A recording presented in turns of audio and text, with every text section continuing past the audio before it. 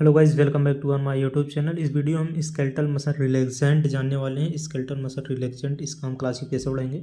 इसके पहले हम एक सब हेडिंग देख लेते हैं जो कि इम्पोर्टेंट है। Physiology of skeletal muscle construction. Physiology क्या है, स्केलेटल मसल कंट्रक्शन की फिजियोलॉजी क्या है। पहले क्या होगा, मोटर नर्व इम्पल्स, कोई इम्पल्स जनरेट होगा। बिना इम्पल्स के तो मसल कंट्रैक्ट और रिलैक्स करेगी नहीं। पहले इम्पल्स ही जनरेट होगा। मान लीजिए कोई आपको पिंच वो दे रहा है, कोई भी इम्पल्स जनरेट हो सकता है। मोटर नर्व इम्पल्स जो है जनरेट हुआ। इसके बाद रिलीज ऑफ एसिटाइल कोलिन बोले तो ECH रिलीज होगा। Bind with NM receptors at neuromuscular junction.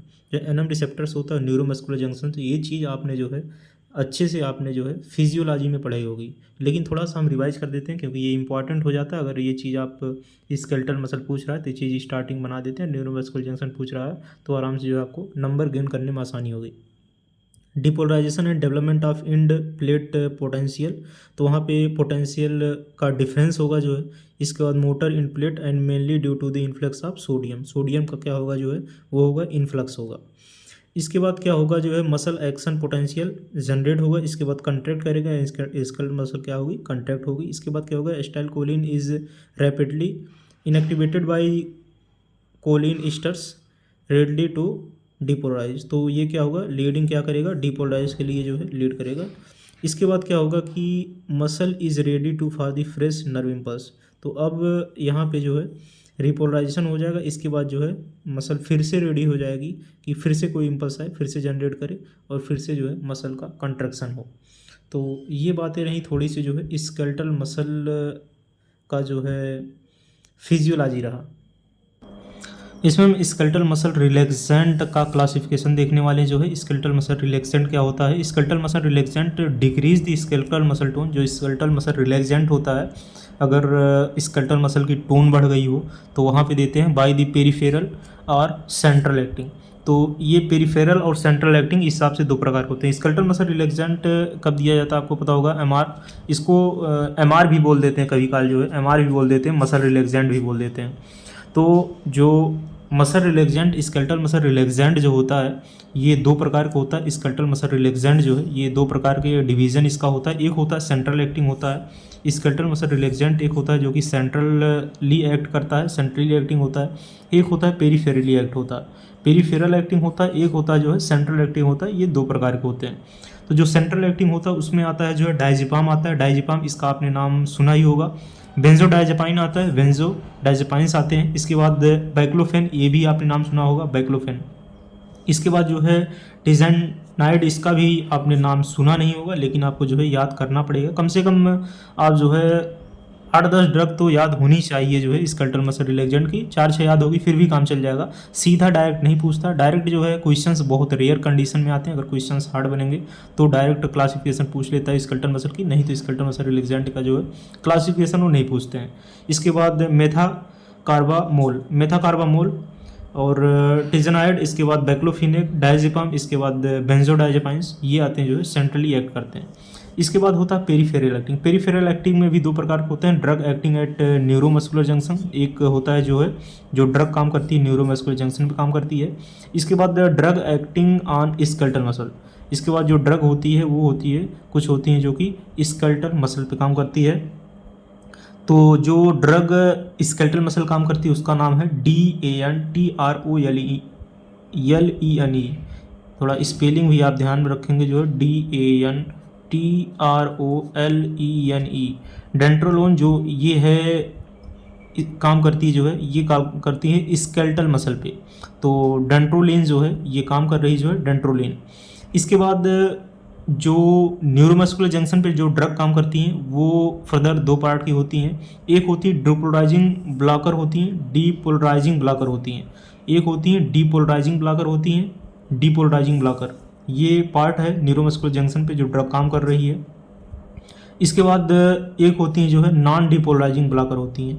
एक डिपोलराइजिंग ब्लॉकर होती, एक होती है नॉन डिपोलराइजिंग ब्लॉकर जो है ये ड्रग होती हैं। तो एक ड्रग हो गई डिपोलराइजिंग ब्लॉकर, एक ड्रग हो गई जो है दूसरे में आ गई जो है नॉन डिपोलराइजिंग ब्लॉकर। जो नॉन डिपोलराइजिंग ब्लॉकर से होती हैं वो लॉन्ग एक्टिंग भी होती हैं। इसके बाद शॉर्ट एक्टिंग होती हैं, बीच में आ गए इंटरमीडिएट एक्टिंग। Intermediate acting. ये 2 प्रकार की होती हैं। जो नॉन डिपोलराइजिंग ब्लॉकर्स होती हैं, नॉन डिपोलराइजिंग ब्लॉकर्स की जो ड्रग होती हैं वो 3 प्रकार की होती हैं। एक होती लॉन्ग एक्टिंग होती है, दूसरी होती शॉर्ट एक्टिंग होती है, तीसरी होती जो है इंटरमीडिएट एक्टिंग होती है। इंटरमीडिएट एक्टिंग ये होती हैं। जो लॉन्ग एक्टिंग होती है उसके अंदर जो ड्रग्स आती है, आप थोड़ा सा आप ध्यान में रखेंगे यहाँ पे जो सफिक्स यूज हो रहा है वो सफिक्स यूज हो रहा है नियम, क्यूरोनियम क्यूरोनियम करके जो है, क्यूरोनियम करके जो है यहाँ पे सफिक्स यूज हो रहा है, क्यूरोनियम क्यूरोनियम करके यहाँ पे जो है सफिक्स यूज हो रहा है। तो ये सफिक्स आप ध्यान में रखेंगे तो ये ड्रग आराम से आपको याद हो जाएगी। यहाँ पे देखिए, यहाँ पे भी क्यूरिन लगा हुआ है। इसके बाद यहाँ पे भी देखिए क्यूरेनियम लगा हुआ है, क्यूरियम लगा हुआ, क्यूरियम क्यूरियम करके जो है यहाँ पे देखिए जो है क्यूरोनियम लगा हुआ, क्यूरोनियम लगा हुआ। इसके बाद यहाँ पे देखिए क्यूरोनियम लगा हुआ। तो इस प्रकार जो है इसको आप याद कर सकते हैं। जैसे यहाँ पे देखेंगे इसको कभी काल DTC भी कहते हैं। जो डी ट्यूबोक्यूरोनियम है इसको कभी काल जो है DTC भी कहते हैं। शॉर्ट नाम से भी ये जाना जाता है, DTC के भी नाम से कभी काल इसको देखेंगे आप जो है लिखा होता है जो है। तो जो ट्यूबोक्यूरोनियम है इसको DTC भी कहते हैं। इसके बाद पेनक्यूरोनियम है, पेन क्यूरोनियम है। इसके बाद डॉक्सा क्यूरोनियम है, पेन क्यूरोनियम है। पहला हो गया DTC हो गया, दूसरा हो गया जो है पेन क्यूरोनियम है, तीसरा हो गया डॉक्सा क्यूरोनियम है। इसके बाद चौथा हो गया पाइप क्यूरोनियम है, PIP पाइप क्यूरोनियम है। इसके बाद पाँचवा हो गया जो है वी क्यूरोनियम है, VE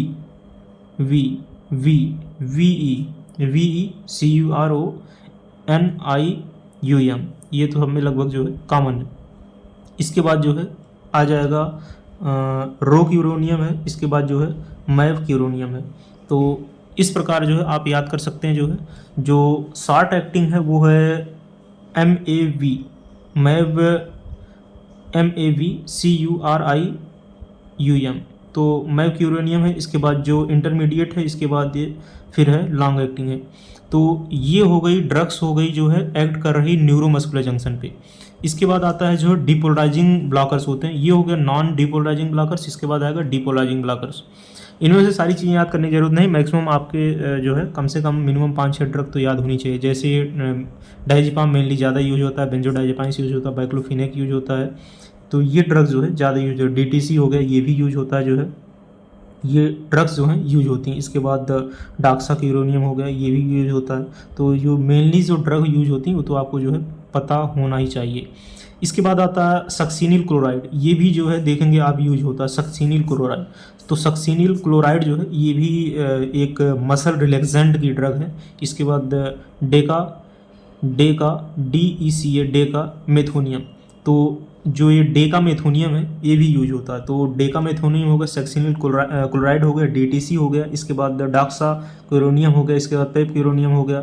इसके बाद फिर आप यहाँ पे बेंजो डायजेपाइंस हो गया, डायजेपाम हो गया, बाइक्लोफेन हो गया। तो ये चीज़ आप जो है याद कर सकते हैं। इसके बाद हम देखेंगे physiology of skeletal muscle relaxant. Physiology क्या है? स्केलेटल मसल रिलैक्सेंट की जो है, स्केलेटल मसल रिलैक्सेंट की फिजियोलॉजी क्या है, इसको आइए हम देख लेते हैं क्योंकि इंपॉर्टेंट है स्केलेटल मसल रिलैक्सेंट की फिजियोलॉजी। इसके बाद स्केलेटल मसल रिलैक्सेंट की फिजियोलॉजी क्या है? जो DTC होता है, डी ट्यूबर क्यूराइन जो होता है,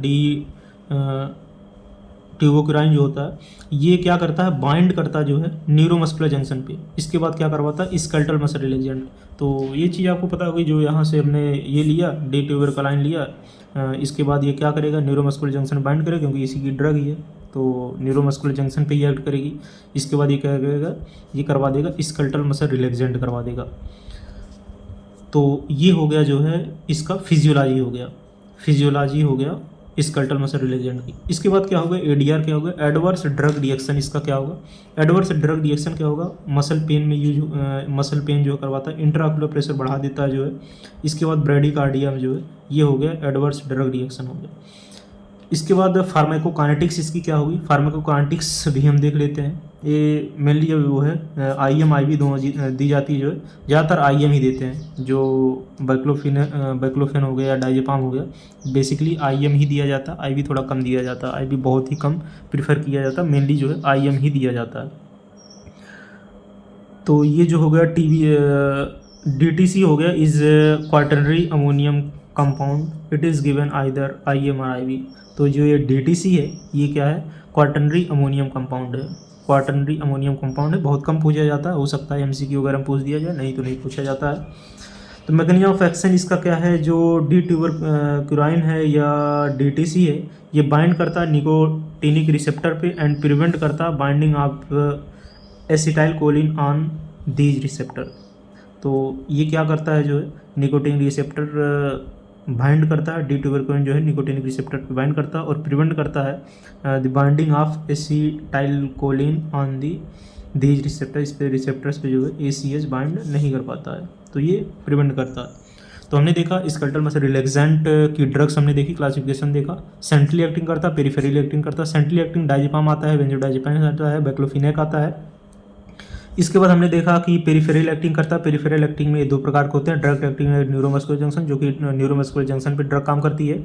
इसके बाद कुछ ड्रग होती है जो कि हमारे जो है ड्रग एक्टिंग है स्केलेटल मसल, तो हमारी स्केलेटल मसल पे काम करती है। तो जो स्केलेटल मसल पे यहाँ पे जो ड्रग काम कर रही है जो है वो है डेंट्रोलिन है। तो ये हो गई जो है स्केलेटल मसल काम कर रही है। जो न्यूरोमस्कुलर जंक्शन पे ड्रग काम कर रही है वो है डिपोलाइजिंग ब्लॉकर्स हैं। इसके बाद नॉन डिपोलाइजिंग ब्लॉकर्स है। जो डिपोलाइजिंग ब्लॉकर्स है उसके अंदर आ जाए सक्सिनिल क्लोराइड आ जाए, इसके बाद डेकामेथोनियम आ रहा है। सक्सिनिल क्लोराइड डेकामेथोनियम जो है ये आ रहा है डिपोलाइजिंग ब्लॉकर्स के अंदर आ रहा है। इसके बाद नॉन डिपोलाइजिंग ब्लॉकर्स के अंदर आ जाए DTC आ रहा है। इसके बाद क्रोनियम आ रहा है। इसके बाद डेक्सा क्यूरियम आ रहा है, पाइप क्यूरियम आ रहा है। इसके बाद वी क्यूरोनियम आ रहा है। इसके बाद रो क्यूरोनियम आ रहा है। इसके बाद मीवा क्यूरोनियम आ रहा है। तो ये जो है क्यूरोनियम करके जो इसका सफिक्स है इसको आप याद कर लेंगे। मेनली जो है आप DTC याद कर लीजिए। इसके बाद जो है पेन क्यूरोनियम याद कर लीजिए, डॉक्सा क्यूरोनियम याद कर लीजिए, पिप क्यूरोनियम याद कर लीजिए। इसके बाद वी क्यूरोनियम भी सब वही है। इसके बाद पेन, डॉक्सा, पिप, इसके बाद वी रो क्यूरोनियम, इसके बाद तो इस प्रकार जो है मिप क्यूरोनियम, मीवा, तो आप याद कर सकते हैं। इसका हमने जो है ये थोड़ा सा आराम से आप बना सकते हैं, इसको बनाने में कोई दिक्कत नहीं है।